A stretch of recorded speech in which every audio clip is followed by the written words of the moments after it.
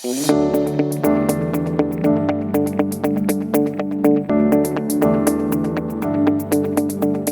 getting up out of bed, prop up on your elbows, then onto your hands so you are now upright in bed.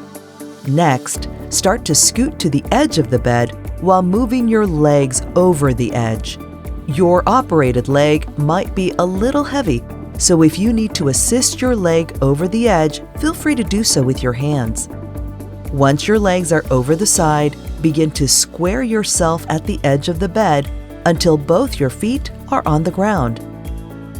When getting back into bed, start with being seated at the edge.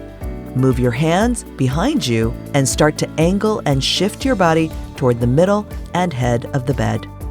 Again, you can support your leg with your hand. Once back in bed, adjust to a more comfortable position.